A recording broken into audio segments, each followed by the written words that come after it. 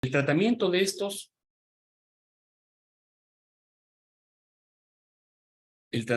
de estos pacientes obviamente debe ser antes de arribar al centro de emergencia. Y si es obviamente una quemadura, debe ser este paciente irrigado con bastante o abundante agua. Hay que recordar que los álcalis siempre son más agresivos que los ácidos.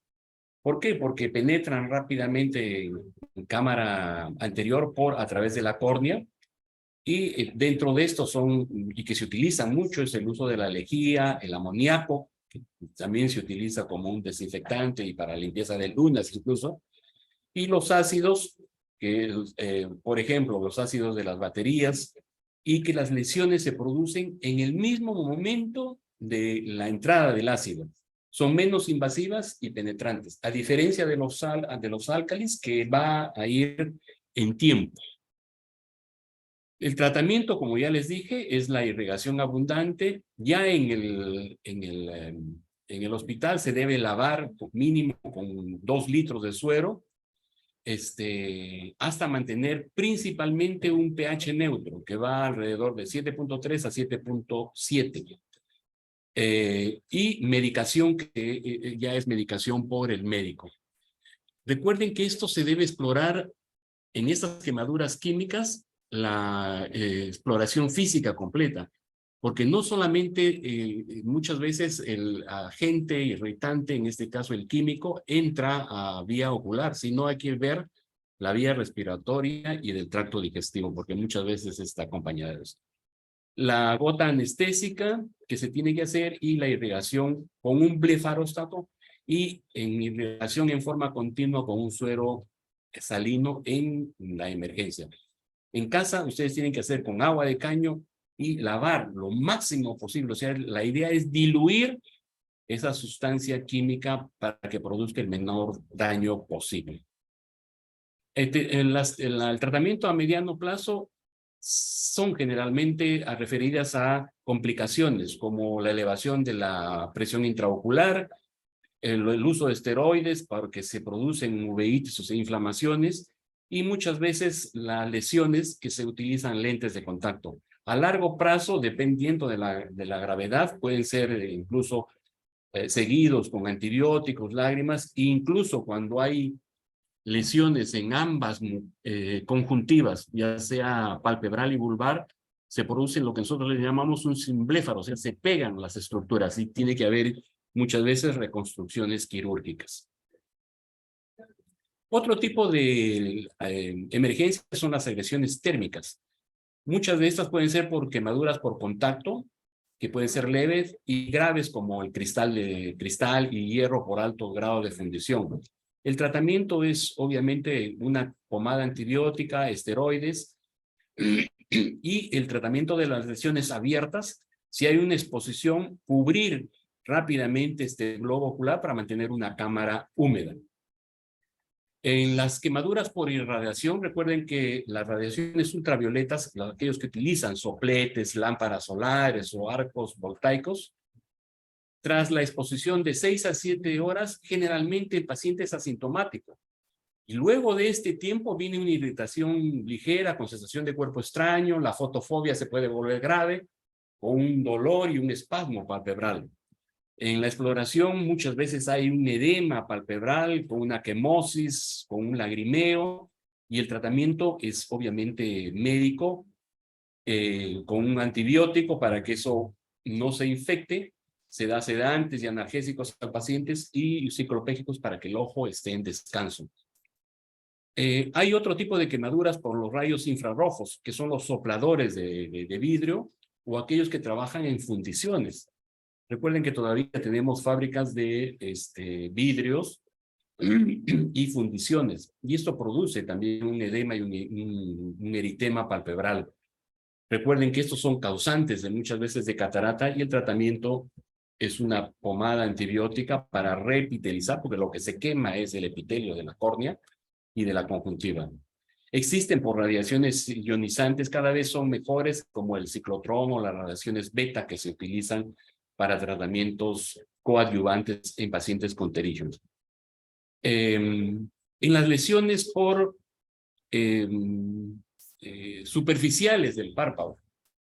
Muchas veces estas lesiones que se hacen por cortes, ya sea por cuchillos o vidrios, etcétera, se hacen los cortes y en la reparación que se tienen que hacer, muchas veces hay que tener mucho cuidado en evitar las retracciones del margen palpebral.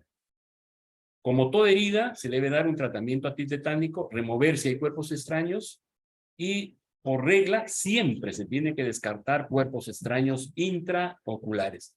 Miren ustedes en este paciente hay lesión de todo el espesor del párpado, superior e inferior. Cuando hay superior, muchas veces se va a comprometer el elevador del párpado y esto requiere, obviamente, tratamiento médico oftalmológico y en las de todo el párpado hay que hacer un afrontamiento de este borde palpebral. ¿De acuerdo? Y eso es un tratamiento que debe ser realizado no por cualquier médico, sino por el tratamiento por el médico oftalmólogo.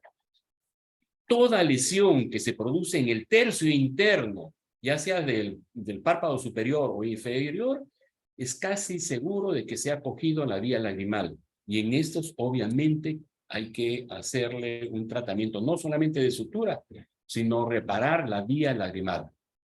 ¿De acuerdo?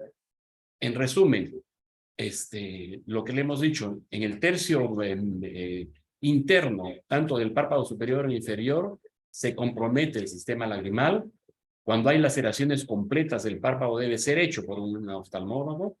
Y recordar que muchas veces cuando hay en las laceraciones hay prolapso de grasa y perforación, hay que ver siempre si hay cuerpos extraños intraoculares.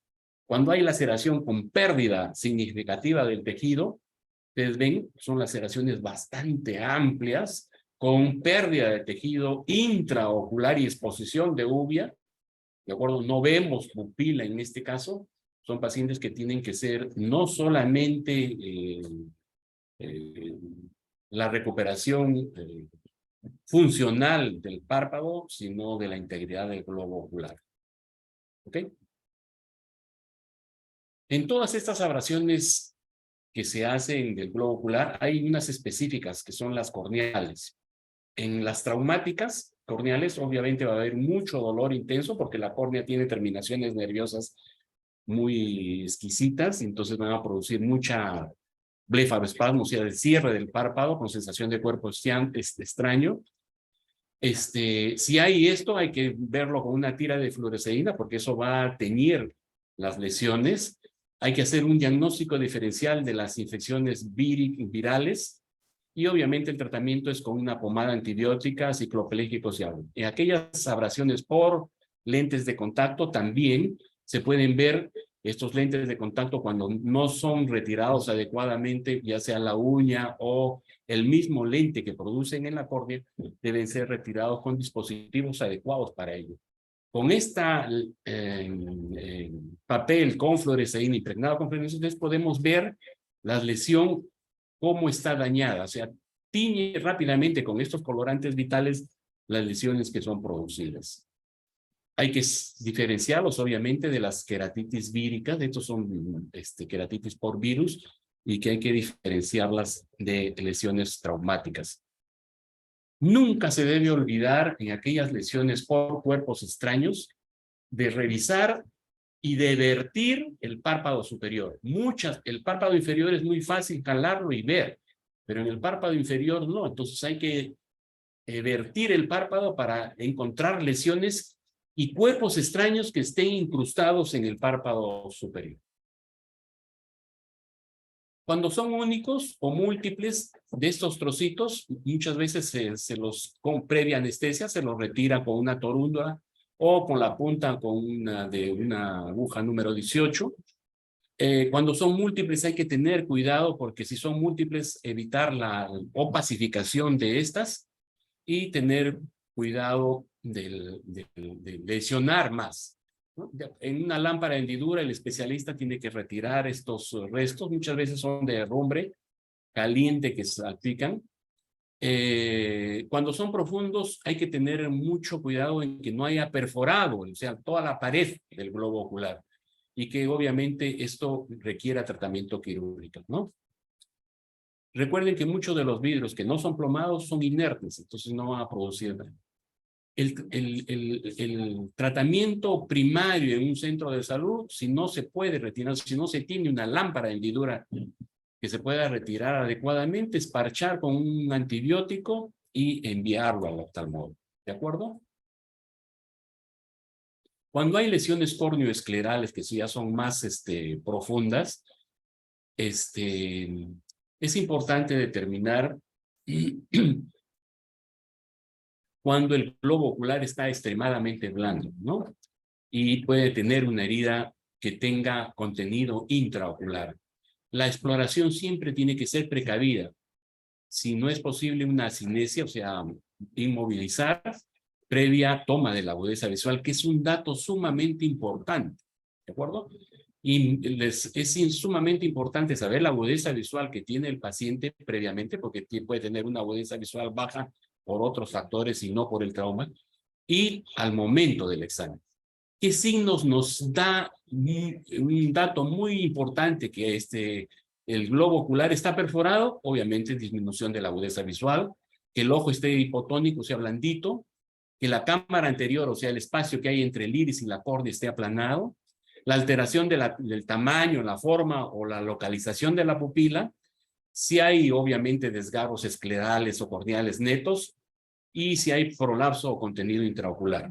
Cuando hay mucha quemosis, también es otro de los casos. Ustedes pueden ya ver acá, hay prolapso del iris, es una perforación del globo ocular tan evidente que no requiere mayor uso. Pero a veces hay traumas, un paciente que no está con protección, con lentes de protección, está martillando y salta este clavo y produce muchas veces una lesión en la retina, como ustedes ven, con una tremenda hemorragia en estos pacientes.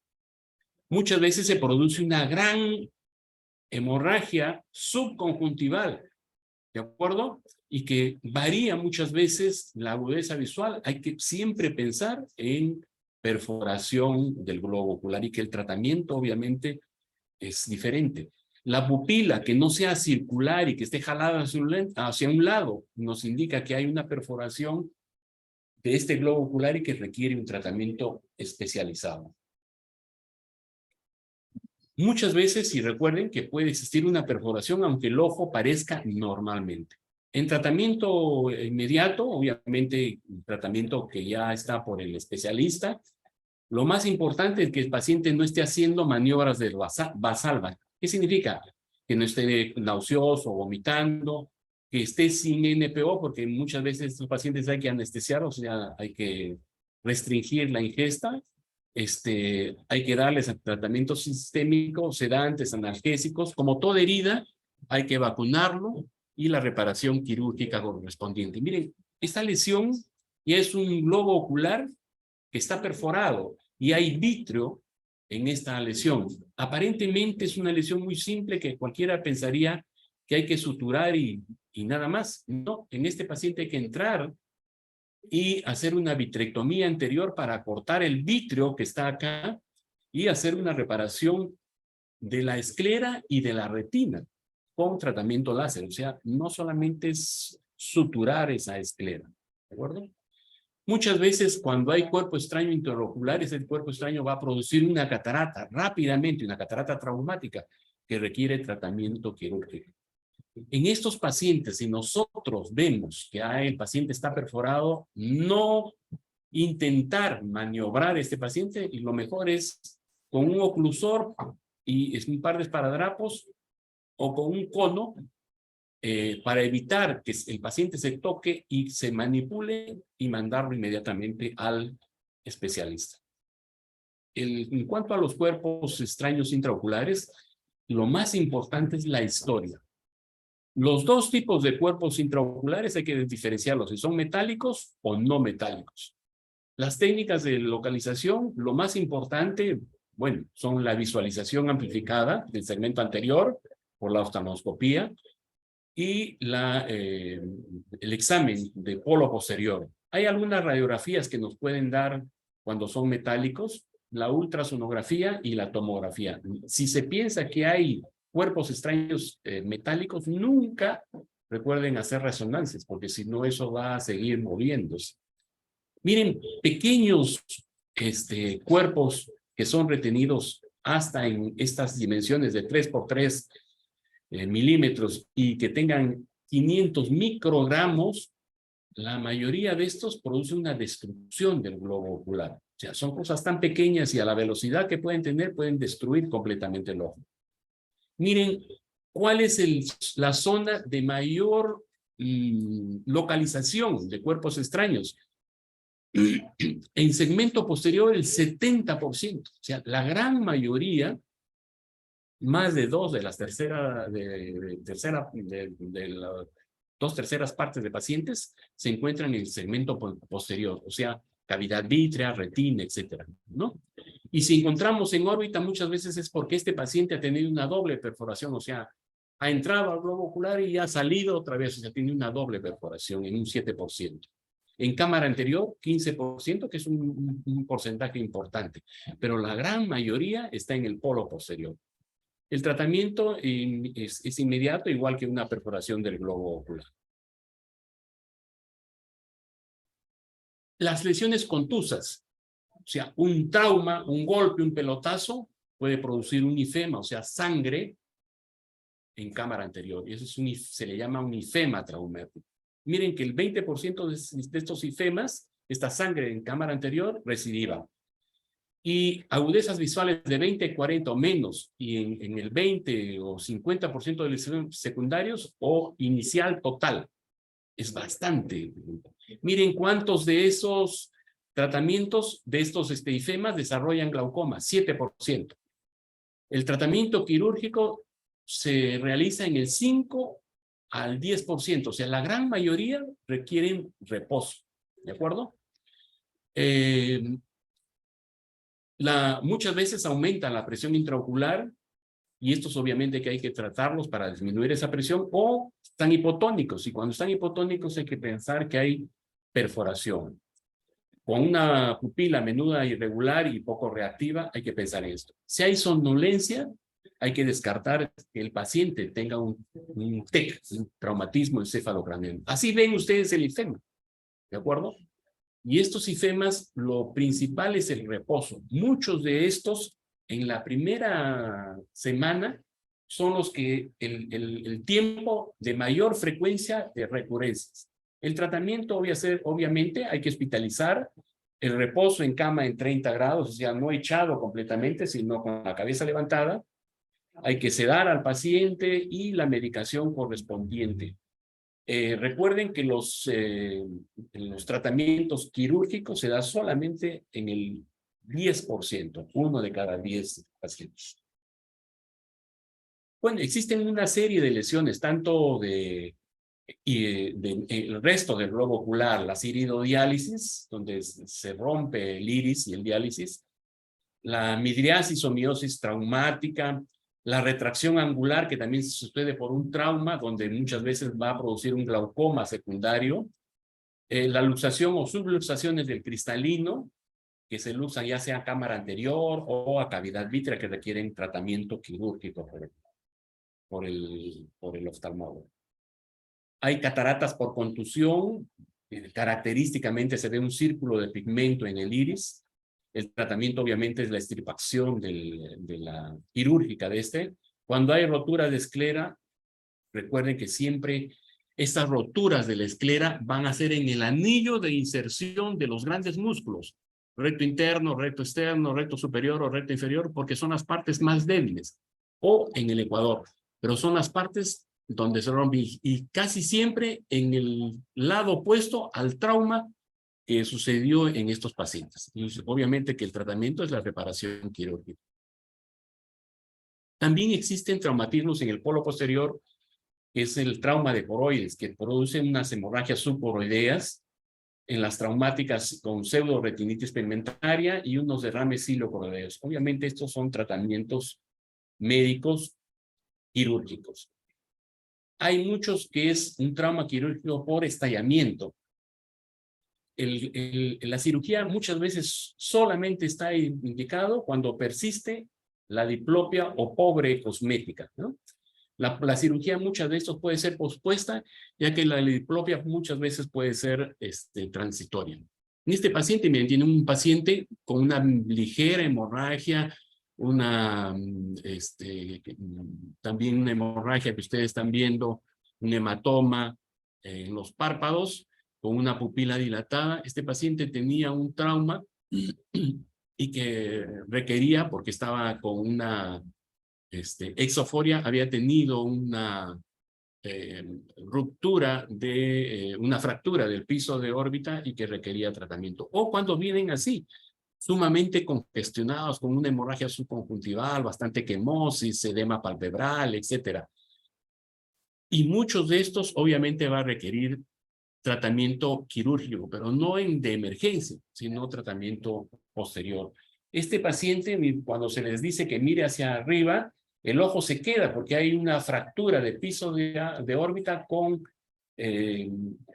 mordedura del recto inferior que va a requerir, ustedes ven acá, hay una fractura del piso de la órbita, ¿no? Con compromiso del seno de este mismo lado y que muchos de estos pacientes va a requerir ponerles una placa y liberar obviamente el músculo recto inferior para el tratamiento correspondiente. Otra de las emergencias es el ojo rojo. Hay 3 causas principales de ojo rojo y que tienen que hacerse su diagnóstico diferencial. Son emergencias que siempre vienen al hospital, al servicio de emergencia, y son 3 que siempre yo les digo a los residentes y a los estudiantes, son 3.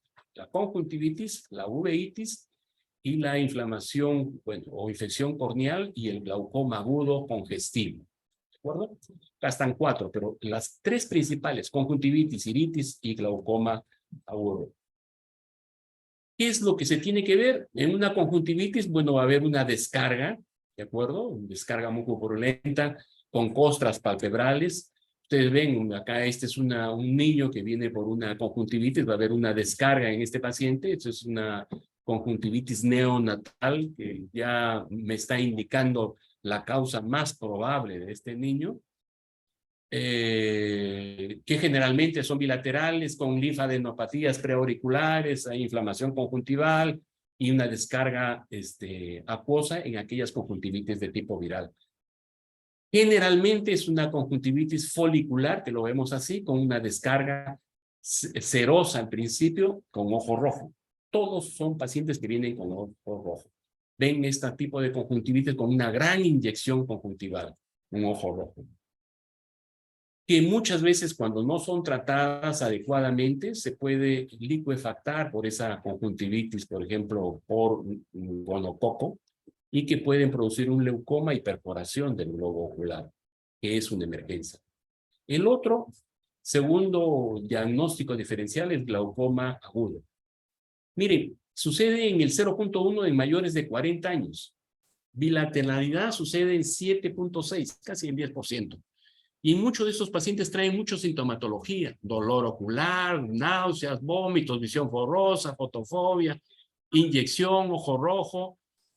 El diagnóstico obviamente se toma una presión, está la presión alta con un ángulo camerular cerrado, o sea, hay un bloqueo pupilar y hay un dolor intenso. El tratamiento inmediato es médico, pero el tratamiento definitivo es quirúrgico. Ustedes van a ver así un ojo rojo con la pupila semidilatada o semimidriática, que es el diagnóstico diferencial de estos pacientes. Siempre se tiene que hacer consideraciones para el manejo, ¿no? Y el diagnóstico diferencial con otros pacientes. Y el otro es en estos pacientes que que es otra emergencia, que es la celulitis orbitaria. En aquellos niños que vienen con este compromiso de una órbita con exoftalmos en estos pacientes, muchas de estas causas son por infecciones en los senos paranasales que van a producir una celulitis postseptal, o lo que nosotros le llamamos una celulitis orbitaria. Muchas veces estos niños van a venir con fiebre, dolor, restricción de la motilidad, con una midriasis, baja de la agudeza visual. Los gérmenes que generalmente están involucrados en lo que ustedes están viendo, hemófilos en niños de 6, 7, 8 años y que tienen compromiso de senos, y ver por qué el drenaje va a ser a los senos cavernosos y esto va a producir una oftalmoplegia, o sea, el paciente no va a poder mover los ojos. Con un defecto pupilar aferente, o sea, la pupila va a estar midriática y va a tener muchas veces alteraciones neurológicas, o sea, el paciente va a estar somnoliento, o sea, comprometido sistémicamente. Son pacientes que tienen que venir y tienen que ser hospitalizados inmediatamente, porque esta celulitis orbitaria, si no son tratados inmediatamente, en horas, esto avanza y pueden comprometer, porque al comprometer el seno cavernoso, pueden producir un compromiso intracraneal con enclavamiento y muerte del paciente en pocas horas. Y se pueden tener así, o sea, el paciente puede estar de un momento a otro en estado crítico. Otro de las emergencias son la pérdida súbita de la visión. El paciente le dice, no veo, doctor, por este ojo, inmediatamente, que no sea obviamente por un trauma en un ojo, es usualmente causada por una lesión, tanto ya sea en la retina o en el nervio óptico. Dentro de estas está la oclusión de la arteria central de la retina. Y este infarto está en los dos sesos internos de la retina, muchas veces se produce un vasoespasmo con éxtasis capilar, muchas veces aparece una fovea como una mancha rojo cereza, hay una pérdida súbita de la agudeza visual, excepto en aquellos donde hay un cilio retinal, una arteria, en el 20% que mantiene las fibras maculares viables, y muchas veces la etiología son por émbolos de vasos de la cabeza o de corazón, por ateromas de calcio, válvulas cardíacas, fibrinas sépticas o no, o trombosis en plaqueta. Muchas de las enfermedades que ustedes están viendo, arteritis de células gigantes, enfermedades vasculares del colágeno, hemorragias retrobulares, exoftamos endocrino, enfermedades de células falciformes, LUES, etcétera, que son causantes de esta oclusión de la arteria central. Y eso es lo que se ve, ¿de acuerdo? Un rojo cereza en la mácula y una palidez total con un vasoespasmo sumamente pronunciado en estos pacientes. Los otros son bueno, lo que se tiene que hacer, el tratamiento, es tratamiento específico por el médico oftalmólogo, ¿de acuerdo? Es un tratamiento que se tiene que hacer y tal vez si no se hace inmediatamente no se recupera la agudeza visual. Ustedes ven así, hay un borramiento incluso del nervio, de los bordes del nervio óptico. Muchas veces en estos pacientes encontramos estos signos clínicos. En las arteritis de células temporales, encuentran unas arterias en la parte temporal de estos pacientes con un dolor de la arteria temporal y con un edema del nervio óptico, con defectos pupilares y una pérdida súbita de la agudeza visual en estos pacientes, y que el manejo obviamente es con esteroides, y para el diagnóstico diferencial y definitivo es una biopsia de la arteria temporal, ¿no? Las otras son las obstrucciones, ya no de la arteria, sino de la vena central de la retina o de la rama. ¿De acuerdo? Miren, las causas en el 56% son pacientes que son hipertensos y en el 20% por pacientes glaucomatosos. Existen dos tipos de oclusión de la vena central, no isquémicas y las isquémicas. ¿De acuerdo? Las isquémicas, el gran problema es que van a producir una neovascularización y un glaucoma neovascular al tercer mes, que es sumamente difícil en el manejo. Hay que hacerse el diagnóstico diferencial con una serie de patologías y obviamente el tratamiento debe ser manejado por... Esto es lo que se ve. Uno dilata al paciente y ve una serie de hemorragias. O sea, es una retinopatía hemorrágica, es una obstrucción de vena central de la retina, a diferencia de una obstrucción de rama de vena central de la retina. ¿De acuerdo? Hay que diferenciarlas de que estas sean isquémicas y no isquémicas, porque las isquémicas van a traer consecuencias en el tiempo de problemas secundarios, ¿no?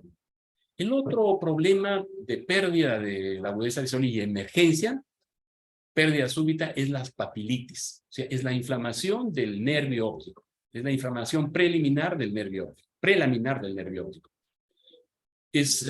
Hay una disminución de la agudeza visual en el 80% son unilaterales, hay alteración de los colores, se produce un escotoma central, por eso hay una disminución de la agudeza visual, y en el fondo de ojo vamos a ver un edema de papila y el diagnóstico diferencial con otro tipo de patología. Y es lo que nosotros vemos acá. No se distingue el borde de la papila. Es una neuritis óptica, ¿de acuerdo? En términos generales, esto es un edema de papila, que hay que diferenciarlo del papiledema, que es por hipertensión endocraniana, de una papilitis. La papilitis, les vuelvo a repetir, siempre va a haber una baja de la agudeza visual porque hay un escotoma centrado. ¿Ok? He tratado de agrupar las principales emergencias en oftalmología, desde los traumas, las quemaduras, etcétera, y las emergencias que son específicamente producidas, ya sea por glaucomas agudos, conjuntivitis, uveitis, neuritis, como causas de pérdida de la agudeza visual y que son tratados como emergencias en oftalmología que requieren un tratamiento especializado que deben ser derivados inmediatamente al especialista. No sé si habría alguna pregunta.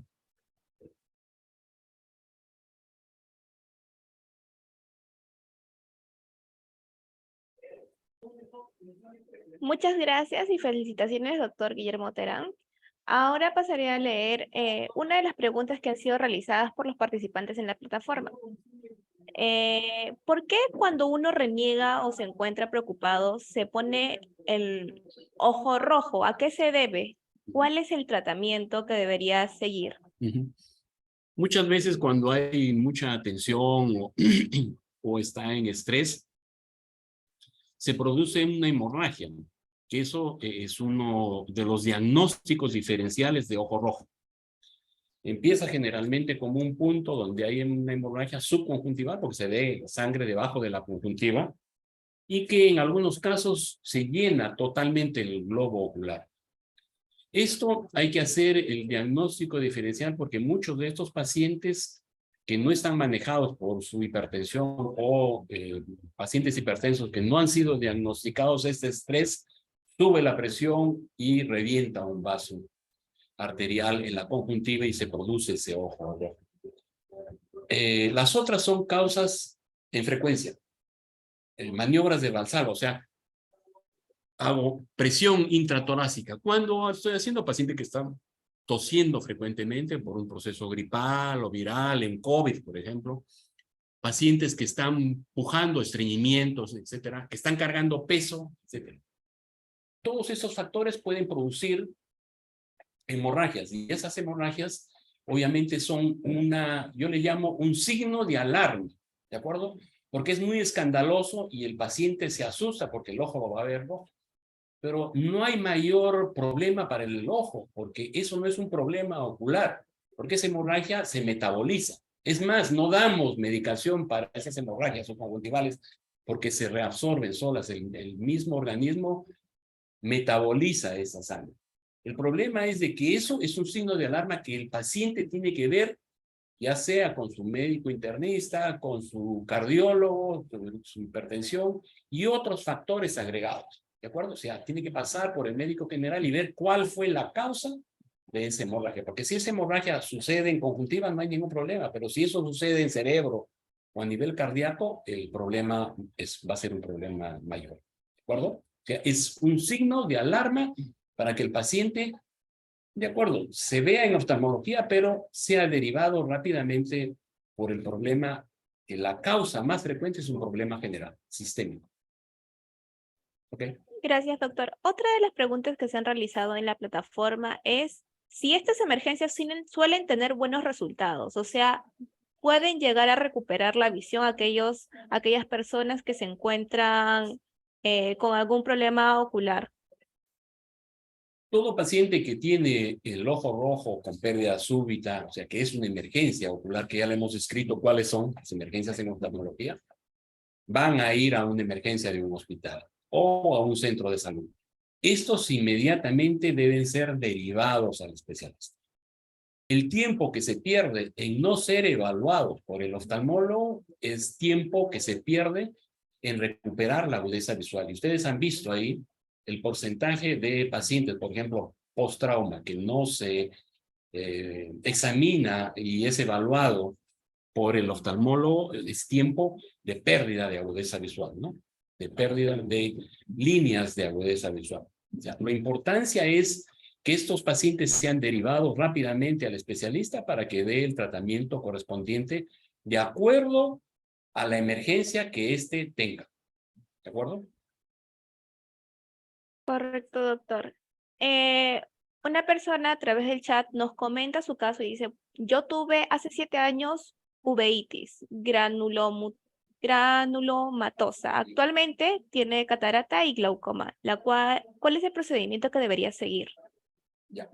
Lo que hay que hacer lo primero es hacer una evaluación, porque en todo paciente que tiene uveitis hace una catarata que nosotros le llamamos una catarata complicada. ¿De acuerdo? Esa catarata complicada es debido porque se ha producido una inflamación y va a producir. La misma inflamación es cataratogénica, va a producir catarata y eso tiene que ser operado. El glaucoma tiene que ser también tratado y dependiendo si es que esta es tratado adecuadamente con medicación, se debe tratar porque hay líneas de tratamiento. Ahora es como una escalera, de menos a más. El tratamiento para una catarata es tratamiento quirúrgico. Eso no hay vuelta que dar. Pero el tratamiento para glaucoma hay que ver qué tipo de glaucoma está haciendo y darle el tratamiento, ya sea médico o quirúrgico, si en estos casos se ve. Recuerden que si ha tenido una uveitis granulomatosa, esas uveitis granulomatosas se tiene que tratar esa causa. ¿De acuerdo? Porque no solamente es el tratamiento esteroideo para controlar la inflamación, sino buscar la causa. ¿De acuerdo? Y para que eso no se vuelva repetitivo y tenga más daño en el globo ocular. ¿Ok? Lo primero que se tiene que hacer es una evaluación para ver el estado de compromiso, no solamente de esa catarata, si ya es quirúrgica, sino del glaucoma. ¿De acuerdo? Porque si el glaucoma ya es un glaucoma, por ejemplo, inicial, incipiente, que tiene una excavación pequeña, que no hay mucho compromiso del campo visual, es un gran pronóstico. Pero si ese campo visual, por esa glaucoma que ha desarrollado, está muy avanzado o no es controlado médicamente, hay que hacerle una cirugía, ¿no? Gracias, doctor. En relación a los accidentes pirotécnicos, ¿qué tipo de lesiones han encontrado y en qué periodo del año? ¿En qué periodo de qué? Del año. Ah, bueno, las festividades es una de las causas más frecuentes y dentro de las festividades es en el Perú que se tiene la mala costumbre de festejar Navidad y Año Nuevo con pirotécnicos. Hay en otros países que eso está completamente prohibido. Me refiero al manejo de estos pirotécnicos, ¿no? Los pirotécnicos deben ser manejados por gente que está entrenada, pero no por cualquier persona, y menos todavía por niños, ¿no? Eso debe ser prohibido definitivamente, porque las lesiones que se producen, muchos de estos son perjudiciales, no solamente para el globo ocular, sino para la integridad misma del paciente, porque hay incluso mutilaciones de miembros, etcétera, sorderas, por la ruptura del tímpano, etcétera, etcétera, ¿no? O sea, no solamente compromisos oculares. La mayor frecuencia obviamente sucede en estas festividades, en provincias también en festividades patronales, etcétera, que existen con el uso de estos pirotécnicos, ¿no? Entonces, el tratamiento debe ser como cualquier otro trauma ocular, en este caso por pirotécnico. Ok, doctor. Y ante un cuerpo extraño, para poder retirarlo, ¿se puede usar lidocaína del 2% o qué otro anestésico se puede usar y cuánto es la dosis? Cuando son cuerpos extraños extraoculares, ¿no? Por ejemplo, corneales. Si son superficiales, sí, se pone una gota de anestésico cualquier anestésico que se tenga. Un lidocaína es más que suficiente. Si se tiene gotas oftálmicas, mucho mejor, porque está con un pH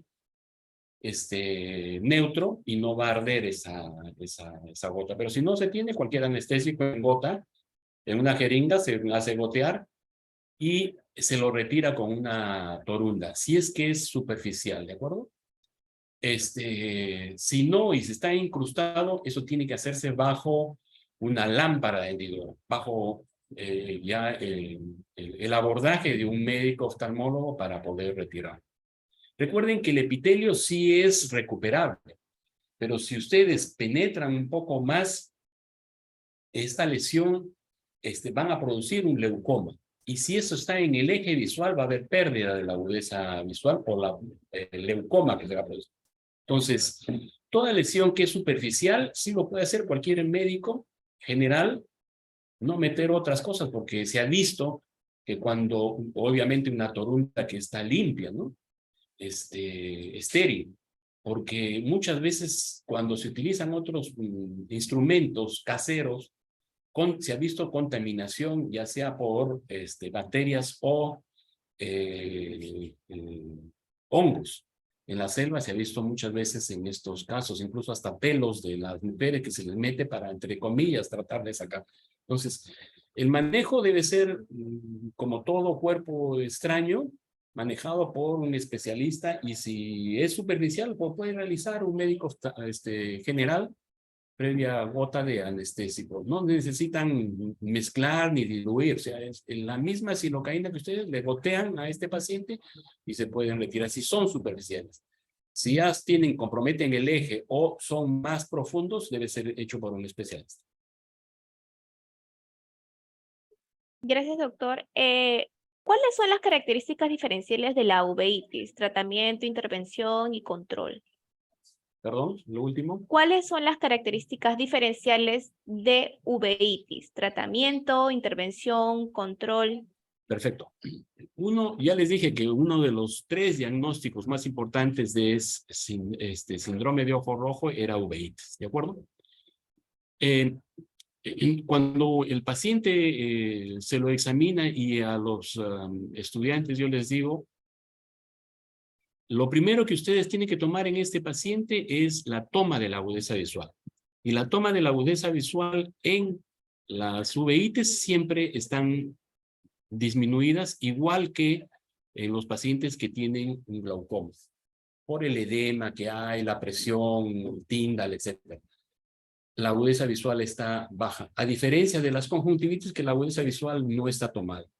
Después de tomarle la agudeza visual, lo siguiente que se hace es lo que en cualquier emergencia hay, es una linterna y se le examina las pupilas. Al examinarle las pupilas, en la conjuntivitis la pupila no tiene que estar alterada, o sea, una conjuntivitis es una inflamación de la conjuntiva que no tiene nada que hacer con la pupila. Las pupilas van a estar normales, ya tienen otro valor, mientras que las uveitis, las pupilas van a estar casi cerradas, muchas veces cuando ya tiene algunos días de evolución, se forman sinequias posteriores y que van a cerrar la pupila. A diferencia del glaucoma agudo, que la pupila va a estar midriática o semimidriática. Y obviamente la descarga, ¿en quiénes va a tener secreción? Las conjuntivitis y las uveitis y las glaucoma aguda no van a tener descarga. Son cosas tan sencillas que cualquier médico lo puede hacer y hacerme ya un diagnóstico diferencial. Entonces, en esta uveitis yo lo examino, no va a tener descarga, va a tener un ojo rojo, va a tener una pupila cerrada, con inflamación, etc. Entonces, en este paciente tiene que hacerse lo que todo tratamiento requiere para una uveitis. Nosotros empezamos a darle un corticoide tópico, dilatamos la pupila para que con medicación para que se rompan esas sinequias y el ojo esté en descanso y no duela, dicho sea de paso, y inmediatamente hacerles todo el perfil de laboratorio para saber si esta uveitis que está haciendo el paciente es primaria, ¿de acuerdo? O secundaria. Si es tratamiento secundaria, hay que buscar esa causa que está originando, como en la pregunta anterior, que tiene una causa secundaria, entonces hay que darle tratamiento original a esa causa para controlar esa inflamación. Puede ser una tuberculosis, una toxoplasmosis, etcétera, que hay que darle tratamiento específico para esas infecciones. Pero si no, y es primario, o no se sabe la causa, el tratamiento es de todos los síntomas y signos que están produciendo. Corticoides, cicloplégicos, corticoides sistémicos, si es que es una uveitis anterior y posterior, o sea, una panuveitis. ¿De acuerdo? Eso es, en términos generales, el tratamiento de una uveitis. De acuerdo, doctor. Nos comentan en la plataforma un caso. Voy a proceder a leerlo. Mi hijo de 3 años y 10 meses sufre de chalasco desde que tenía 8 meses de edad. Y queda como una cicatriz en ambos ojos. Siempre le sale. ¿Podría considerarse como para una atención en emergencia? Siempre lo llevo por consulta, pero baja la inflamación y nuevamente retorna, o sea, vuelve a salir. ¿Qué puedo hacer? No, la chalasiosis o los orzuelos a repetición no son obviamente una emergencia oftalmológica. Y si este paciente está recurriendo, lo primero que hay que hacer, porque puede suceder en cualquier persona, ¿qué viene a hacer el orzuelo? El orzuelo viene a ser la inflamación de una glándula, que son las glándulas de meibomios, son las glándulas de grasa del párpado. Y si eso se está repitiendo, pues es como un forúnculo, pero en cualquier parte del cuerpo está sucediendo en el párpado. Entonces el tratamiento debe ser con un antibiótico y asociado a un esteroide para bajar la inflamación. Pero si eso se vuelve repetitivo, yo tengo la obligación de hacer un estudio microbiológico en ese paciente. O sea, sacarle una muestra tanto de pestañas y de conjuntiva, del fondo de saco, del borde palpebral, etcétera, para ver cuál es la causa que esté originando. Porque no solamente puede ser bacteriana, pueden haber parásitos, o sea, ácaros, etcétera. O sea, una serie de factores que están permitiendo de que eso se vuelva recurrente. Entonces, lo primero que tengo que hacer en ese paciente es mandar al laboratorio para tomarle una muestra y ver cuál es el agente causal y evitar la recurrencia. ¿De acuerdo? No es normal que un niño de esa edad esté teniendo suelos a repetición. Si hay suelos a repetición, si ya tuvo el primer tratamiento y sigue teniendo, porque eso le va a producir cicatrices en los párpados, que muchas veces son deformantes, hay que buscar el origen de eso. Y para eso hay que sacar una muestra de laboratorio para poder ver cuál es la causa, el origen de eso. Gracias, doctor. Otra de las preguntas es, ¿cuál sería la causa post-cirugía por pterigón, la pérdida progresiva de la visión en este ojo? Perdón, a ver. ¿Cuál sería la causa post-cirugía por pterigón? Por pterígio. Ajá, por pterígio. Ya. La pérdida progresiva de la visión en este ojo. Mire, el pterígio es comúnmente lo que se le llama la carnosidad. Todos los países que están alrededor de la línea ecuatorial son pacientes que tienen una incidencia muy alta de pterígio. Uno va al norte en Estados Unidos o al sur a Chile, no encuentra, y si los encuentra son importados, ¿de acuerdo? ¿Por qué? Porque la radiación ultravioleta es mayor en las zonas que están alrededor de la línea ecuatorial, en los países que están alrededor de la línea ecuatorial. Es el factor principal. Existen otros factores. Por ejemplo, es muchísimo más frecuente en la selva, después en la sierra y mucho menos en la costa. Los mestizos tienen mayor, sin ser despectivo por si acaso, en la raza mestiza, yo me considero, es más frecuente tener en ellos. La polución también es un causante mayor, ¿no? Varios factores pero el mayor condicionante es la radiación ultravioleta. ¿Qué es lo que se hace? La cirugía se hace en eso porque hay indicaciones médicas. Las indicaciones médicas, por ejemplo, un pterígio que ya está bordeando la pupila y que cubre a veces parcialmente, impide la agudeza visual. esos hay que retirarlos porque si nosotros retiramos, que el pterigio no crece solamente en la superficie, sino va invadiendo el epitelio y a veces hasta el estroma. Y si nosotros retiramos, hacemos una queratectomía, o sea, retiramos todo ese tejido y parte de esa córnea. Y si está muy cerca al centro, me va a producir un astigmatismo irregular. ¿De acuerdo? No es como una mesa, sino una irregularidad. Esa irregularidad me va a producir astigmatismos irregulares que me van a causar baja de la agudeza visual. ¿De acuerdo? Puede haber una queratectomía muy grande que también me produzca lo que nosotros llamamos un DELEN, muchas veces escleral o en la misma córnea. Y entonces producir astigmatismos que como consecuencia me producen baja de la agudeza visual. ¿De acuerdo? Teóricamente el pterigio que es retirado a tiempo no debe causar una pérdida de agudeza visual, ¿no? O sea, es muy raro tener una ceguera por pterigio, ¿de acuerdo? Pero sí sucede. Tenemos, desgraciadamente, en el país pacientes que tienen pterigios tan grandes que les tapa la pupila y la cirugía se les advierte, ¿no? Recuerden que la córnea, en la parte central de la córnea es muy delgada. Son menos de medio milímetro, o sea, 540, más o menos el promedio, ¿no? A 540 micras.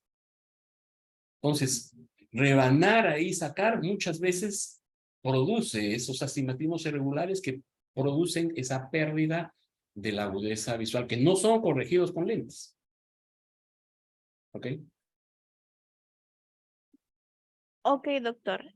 En el primer de atención, ¿debemos derivar a todos los ojos rojos o en qué casos? Sí. Todo paciente que el médico de una emergencia, ya sea de un centro de salud, hospital, etcétera, que tenga conocimientos mínimos para hacer un diagnóstico diferencial de esto, porque esta es una de las clases importantes que se les da a todo médico general, el diagnóstico diferencial de ojo rojo. ¿De acuerdo? Pero hay ojos rojos que hemos visto que es por conjuntivitis. Obviamente una conjuntivitis no se lo va a derivar a un especialista, ¿no? Entonces, ya hemos visto cómo se debe hacer el diagnóstico diferencial, porque una conjuntivitis no es una emergencia. Pero los otros casos sí deben ser derivados al especialista, ¿no? Y lo más rápidamente posible. La rapidez en la atención es en la mejor respuesta en agudeza visual que va a tener el paciente. La agudeza visual final que va a tener este paciente. Ok, doctor. ¿Qué significa cuando hay hincones esporádicos en los ojos? Es otra de las preguntas que han realizado a través de la plataforma. Hincones, no sé a qué le llamarán hincones, pero la gran mayoría, dolor en órbita son causas muy especiales, pero hincones, la gran mayoría son dolores referidos a órbita. Y dentro de los dolores referidos a órbita son, por ejemplo, sinusitis, caries dental, infecciones en el oído medio, infecciones en el oído interno, migraña, hipertensión que van a producir. Hay migrañas oculares, que le llamamos, es un tipo de migraña que empieza con dolor en el ojo, pero es dolor, no son icadas, ¿de acuerdo? Y que se extienden hacia la zona misma.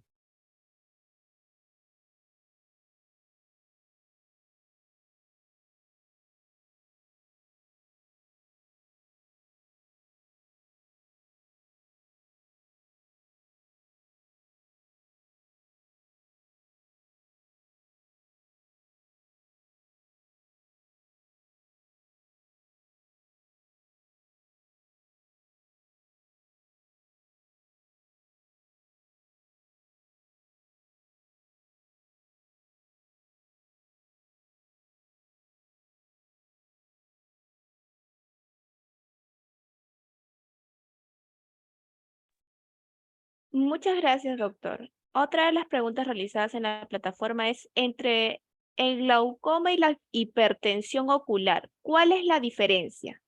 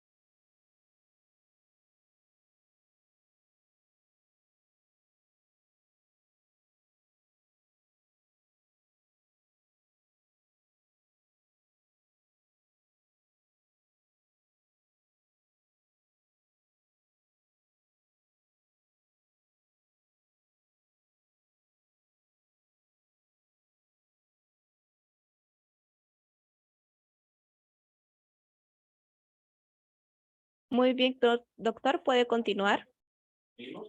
Sí, ya se encuentra conectado.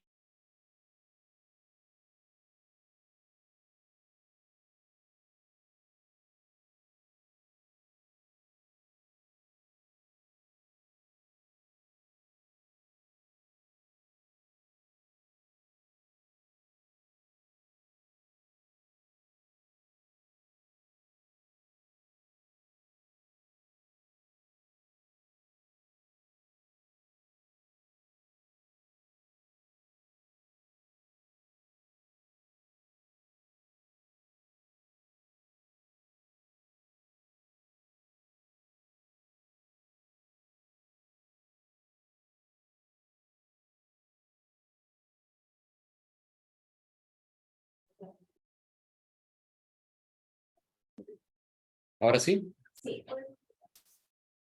Ya. El otro, ¿qué diferenciación hay entre un glaucoma y un paciente hipertenso? No son cosas iguales. La hipertensión, la normalidad de presión intraocular va entre 10 y 20 milímetros de mercurio. Y eso corresponde a una curva de Gauss con 95% de confiabilidad. Están esos valores. Pero yo tengo valores de 21, en esa colita de esa curva, esa campana, 22, 23, 24, y que tienen presión alta, y yo les hago su campo visual y les hago un OCT para ver el nervio óptico y resulta que todo es normal. ¿De acuerdo? O sea, no hay daño en el nervio óptico ni tampoco en el campo visual. Porque tiene que haber estos tres elementos. Solamente hay hipertensión, una presión intraocular elevada. Esto se llama hipertensos oculares, HTO, hipertensos oculares. ¿De acuerdo? ¿Que tienen más probabilidad en el futuro de desarrollar glaucoma? Sí, pero lo tengo que observar. Pero hay otra cosa que es sumamente importante. Hay otros pacientes que están en 19, 18, 17, que es una presión normal. Resulta que yo le hago un campo visual, está una lesión glaucomatosa, le veo el fondo de ojo o un OCT y le veo que es un nervio excavado, más de 0.3 de excavación, o sea, un nervio dañado por glaucoma. ¿Qué significa? Eso se le llama un glaucoma a tensión normal. Ese glaucoma a tensión normal o glaucoma normotenso es aquellos glaucomas que no se descubren en campañas de despistaje de glaucoma. ¿Qué significa? Que les toman la presión y la encuentran normal. Entonces hay que ver ese tipo de pacientes y la indicación más importante es que no solamente al paciente se le tiene que hacer una toma de presión, porque es el grueso de los pacientes que se glaucomatosos, sino también hacerles un fondo de ojo o un OCT o un campo visual y determinar en estos pacientes ese grupo de pacientes, que es muy poco, pero hay, que son glaucoma a tensión normal. ¿Qué significa? Que esa tensión, a pesar de ser normal para ellos, en términos generales, ¿no? Es dañina para ese nervio óptico, para ese paciente. ¿De acuerdo? De acuerdo, doctor. Muchas gracias por su presentación. Su ponencia ha sido muy clara. Agradecemos a todos por su participación y hasta una próxima tele-IS. Sí, gracias.